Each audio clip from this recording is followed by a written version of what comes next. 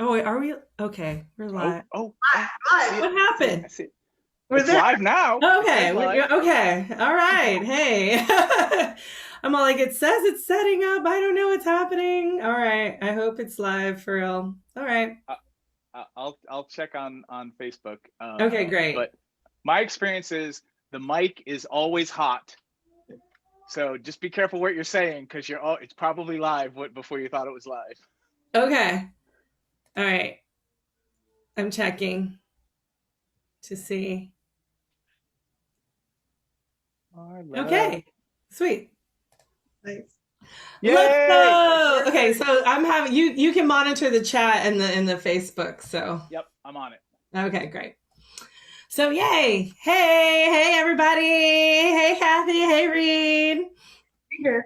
Hi. Thanks Yes, for having us on your page today, Marla. I'm excited to have you here to talk about the Sex Geek Speakers Kit that's going to be happening this weekend.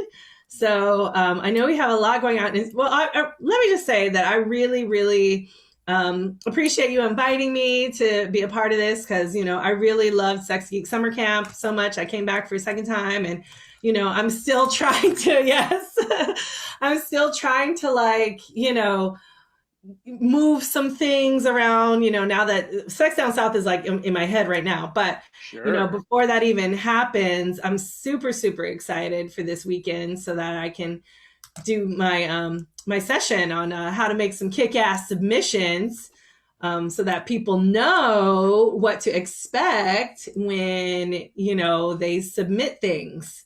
Oof. Um, yeah, oof is right because I've Yeah. seen some things. Read, I've seen some things. Well, tell us without revealing sources. I mean, so one, like as a speaker and teacher, but also as somebody who organizes like Sex Geek Summer Camp and other events. Kathy, you're doing online retreats and festivals now too, and Sex Down South. Like I volunteered for you all last year, and I presented before, and like I love that in-person conference, and now you're virtual. So like I'm always interested in hearing mistakes that people make because in that is often the answers for how I can do better. So like when you Yes. say horror stories, I'm like, tell me more. Well, it's like the submission, like horror stories. I mean, it's not like they're like super horror stories, but like some of them are like, well, okay, let's first the title. I am horrible at titles. I cannot, I always have to fish for titles with my Mm. friends. I'm always like, hey, can you like smoke a joint for me? And then like think of a title for this thing. Like, I'm always like, I need a title because I don't know, for whatever reason, I'm just like not, witty in that category. Um, so I think, a good title can go a really long way. Mm-hmm. Just because you want it to grab people's attention, you want it to convey what the workshop is about or the class is about in easy few words. And so there are some really great programs out there that can help you with titles and titling things, even if you wanted to do articles or things like that. So I think Mm-hmm. really checking those out are really helpful. And I think also the blurbs, whew, people and their blurbs. Mm-hmm. I am like the queen of just like four sentences or less, please. Right? Like I tell my Yeah. students, like a paragraph is four sentences or more, like in my Mm-hmm. book. Anything less than four I'm not even thinking about it. So I believe that you should be able to convey what you want in your class in 3 to 5 sentences. Mm-hmm. Right. And not like long ass sentences either, because some people are like, well, I'm gonna just keep on writing and do and write semicolon and like all the things. So unless you're doing something that's more than an hour long, if you're doing like a day, like a whole event or something that's requires a lot of emotional work, I just think 3 to 5 sentences are enough Mm-hmm. for an hour long session. Well, and especially like if you're submitting to a conference, because depending on the website layout, like your job as the organizers is I need to be able to structure things so people can see it, can find it, and it can't be, a gazillion paragraphs long. So it's like, how do you truncate it? And then if you're gonna, depending on the conference, click on and offer more information. There's an art to writing these things. Oh yeah. And this is where I go, Kathy, do we have a worksheet for that? We can create one for sure. I love But I creating. mean, you teach copywriting at camp, and the basic questions, and then it's similar to like some people want the 300 word bio, some people want the 150 word bio, some people will give you more space to have your bio. So it's like you also have to like learn how to have those things ready rather than recreate them every time. Yes, yes. And, it's helpful too, to have not only like the bio, but to have a little bit of a presence too. Mm-hmm. And one of the things that when you were writing to me, or I think whatever I saw, it was more of like, how do you get invited, right, to other people? Like, what are the things that you're saying so that people are like, oh, that's really great. I want them at my conference now, right? So really to sort of get hand chosen and hand picked. And I think that goes into, you're a good bio, what you're stating in that. And also not only the subject you're presenting and if it's unique and different, like some of the things that I teach are things like people teach all the time. And then some things I have that some people don't even teach at all, right? Like, Mm-hmm. I don't know a whole lot of people who are doing building sexual confidence, workshops or anything like that. But, so I think it's just a matter of helping people to establish like what are the things needed in order for you to be successful and to stand out. Mm-hmm. So it has to be, it could be, yes, your title and your blurb, but also your learning objectives, right? Mm-hmm. Like if I'm going into a class and I want to know, hey, I want to know some things. I want to know, like, I came into this class because I think I'm going to learn this. And you find out that it's not that class, right? So we've had situations in that before where people go to the class like, oh, the title said this and the blurb said this, but when I got to the class, it was this other thing, right? Uh-huh. And that can be frustrating because then as as an organizer and a person who's like, okay, wait a minute, why is there a mismatch? Like what happened there? That can be really frustrating. And so, yeah. Well, yeah. So I know that you and your team figured out like teaching, like the things that you're going to come and teach at Speakers Kit, right? Which for folks who are, the links are in, check the links, use Marla's affiliate link. So Marla makes a little bit more cash. But like the things that you're teaching for Sex Down South, like actually teaching people how to give good conference submission. Like that's the thing that we were excited about inviting you to come talk to our people about. And also it helps promote Sex Down South and you and your work. For somebody who's a complete beginner, like what would be like the one or two things that will really help them, even if you're looking at the submission and you're like, oh, this is a newbie, but they have their shit together, it seems. Like, what are those 1, 2, or 3 things that signal to you, that flag that this might be somebody you can trust rather than have to like worry about a ton? Oh, that's a really great question. So one is the like I said, the learning objectives, to making sure those are clear. Mm-hmm. And then also we dove a little deeper into like their social media and their website and what they're really saying. So if you are an educator and you're just starting out, like we've had a lot of, so people who came to that class before, they're like, oh, I'm just starting out. I don't have a website, or, you know, I only have a Facebook page or whatever. Like, that's totally fine. It's just more of, is it congruent with our message of like love and, you know, our message of love and learning, or is it, or is there a disconnect somehow? And so unfortunately, we've had to, you know, at times, you know, go to people who are like, I'm interested in Sex Down South and I'm, you know, can do this and do this and do that. And then we look at their, you know, Facebook page and they're like, you know, they start some shit, or, you know, like the way that they're responding to people really aren't compatible with the way that we run the conference. And so we're just kind of like, okay, well, unfortunately, like that's not going to be a good match for us, because it's not only you as a presenter, but it's us as an organization and, you know, as a company, you know, presenting you and saying, hey, we decided you because we thought you were a good fit.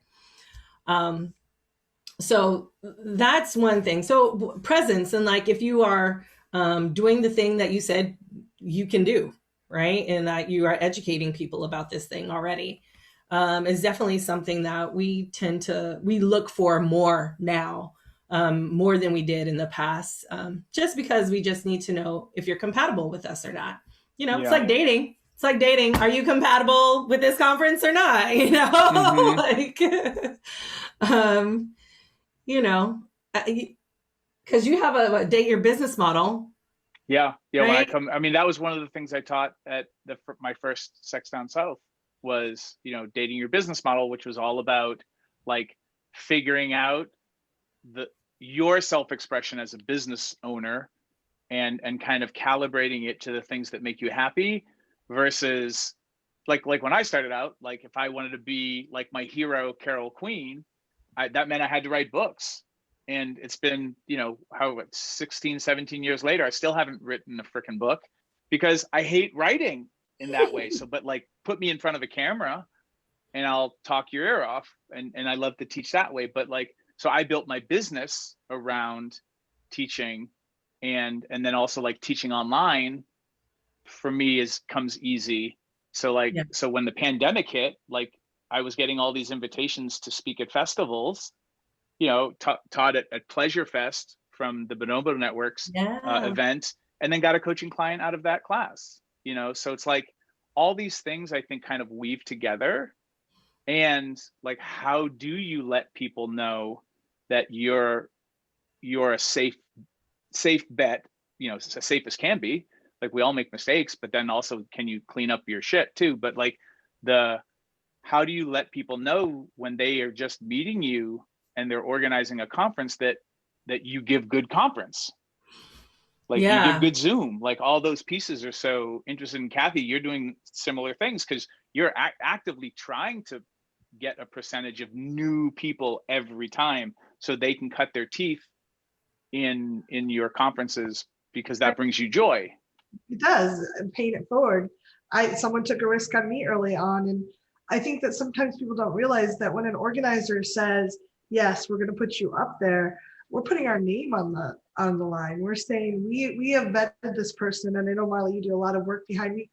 We look at Facebook pages, we look at like what are they actually having the tone we want to see, and that's really important. But we're putting our name out, our word, saying that we think these are good presenters, and if someone really fails, someone's wasted their time. They didn't maybe go to another talk or take a break. They went to this talk and they're kind of befuddled or lost, and it didn't promote the mission that we're trying to have as the organizer, to create this love and this connection, and then also undermines the conference a little bit. So it's very important that like you said, that mission statement, that this is what I'm going to do during this time, you actually match what you're going to do and you inspire people. Wow. Yeah. And I think, Sue, like in this session, I also, I'm going to be talking about not only, you know, having the session and getting in, but also how to make your presence when you're in and after. So, and I think all of those elements are super, super important because, you know, you want us to be, as an organizer, you want us to be like, oh, you did this thing, you did these learning objectives on your evaluations. Those are great. They said exactly what you said you were going to do. And then on top of that, people are now reaching out to you. There's more, you have more connections. And now we know we can invite you back. Right. So a lot of our people we invite back over and over again because we're like, oh my gosh, they were so amazing. Have more people, and people come back, they, rotate in between, years or whatever. And we always try to get new people. So, we don't think it's like, it's a place, right? It's sort of like growing your family. And it's a place of where we come in and we say, hey, come on in and check us out.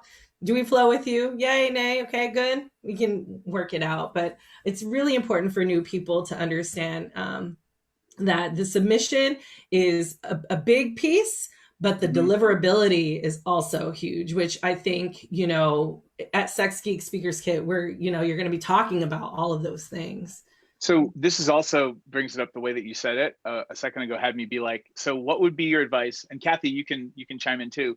Like, what would be good aftercare for being a presenter at a conference? Ooh, really good aftercare. Like after you teach, what as a presenter, what should I be thinking about to really be like, really just fucking nail the landing? Number one, hanging around and asking people questions or whatever it is. So making sure that you don't have to rush off to go anywhere, right? Because some people are like, I gotta go, like making sure you're staying there. Because some people don't feel comfortable asking questions in front of big groups or whatever the case may be. So in person, definitely staying afterwards for a little bit. And we're going to allow that too, even in the virtual con. So they will have a little bit of time to have maybe about 5 minutes before the sessions close off so other people can, kind of wind down. Making sure you have a takeaway, right? So business card, flyer, what is your next thing?